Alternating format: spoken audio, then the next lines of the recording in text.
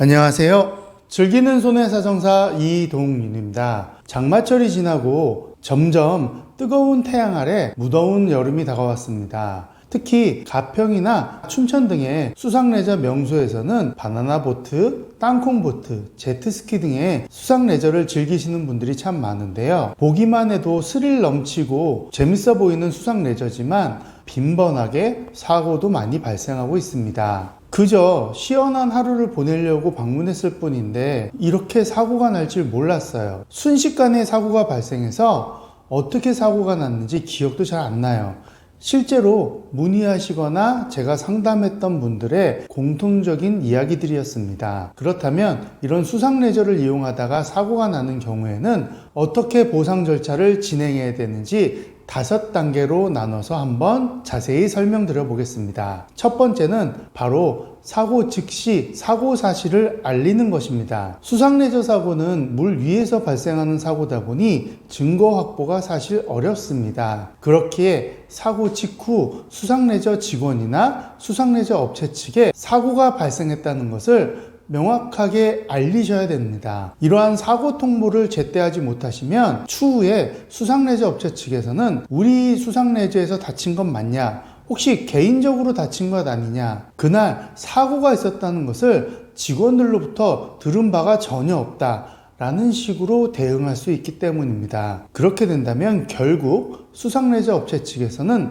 보험 접수나 보상 절차에 있어서 지연하거나 거절할 수 있기 때문입니다. 따라서 사고 직후에 사고 사실을 바로 알리는 것이 매우 중요합니다. 두 번째는 사고 내용에 대해서 객관적이고 구체적으로 알려주셔야 된다는 것입니다. 레저 업체 측에 어떤 기구를 이용하다가 어떻게 사고가 났는지 명확하게 구체적으로 얘기를 해주셔야 되며, 가능하다면 사진, 영상, 같이 동행했던 지인분들의 목격자 진술 등을 확보해 두시는 것이 매우 도움이 됩니다. 또한 해당 수상 레저를 이용하도록 도와주었던 직원이 사고 내용을 명확하게 인지할 수 있도록 객관적이고 구체적으로 사고 사실을 남겨두셔야 된다는 것입니다. 이러한 부분은 추후 보상 절차나 보험 진행에 있어서 사고 내용에 대한 서로 간의 이견이 발생하지 않는 중요한 단계입니다. 세 번째는 수상레저 업체 측에 사고 사실을 알리셨다고 하면 보험 가입 여부 및 보험 접수를 요청하셔야 됩니다.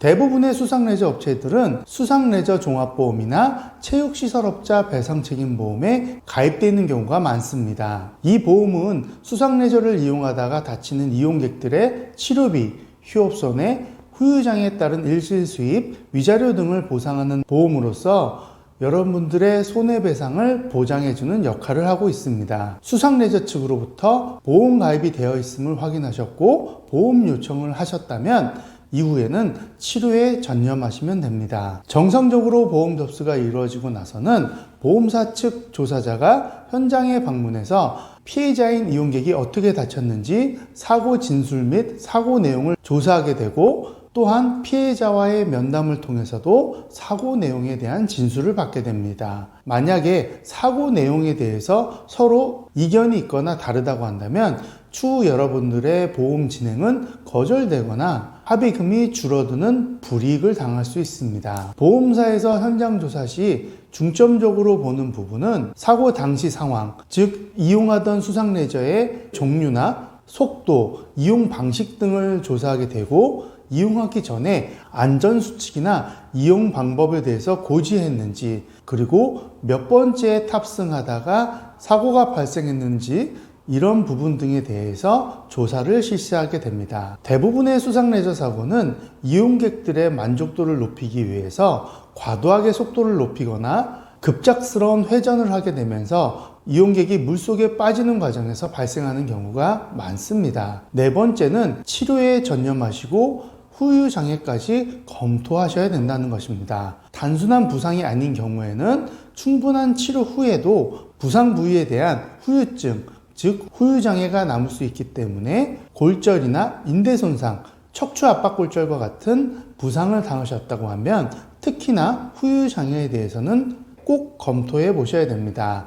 이런 후유장애는 여러분들의 손해배상금을 작게는 몇 배에서 수십 배 차이를 만들 수도 있기 때문입니다. 후유 장애에 대해서는 보험사 측에서 안내를 하거나 먼저 챙겨주는 부분이 아니기 때문에 어깨나 팔꿈치, 손목, 발목 등과 같은 관절 부위에 골절이나 인대 손상을 입으셨다고 하면 필히 후유장애를 검토하시고, 척추압박골절인 경우에는 수술 여부와 관계없이 후유장애가 남을 수 있기 때문에 꼭 치료 후에 후유장애를 검토하시길 바랍니다. 다섯 번째는 수상레저 사고는 갑작스럽게 발생하기 때문에 피해자 혼자 이런 배상책임 보험에 대해서 진행하시는 데 있어서 어려움을 겪을 수 있다는 것입니다.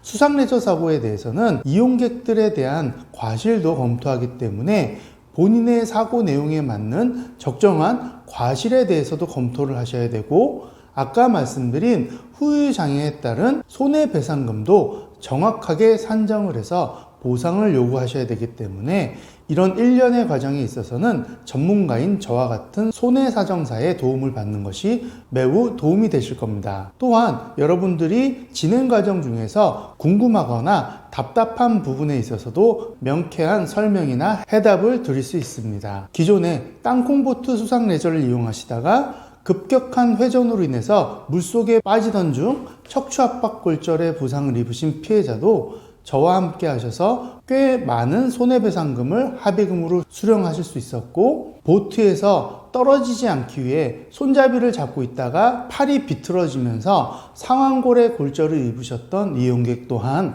후유장애를 통해 상당한 합의금을 수령하실 수 있었습니다.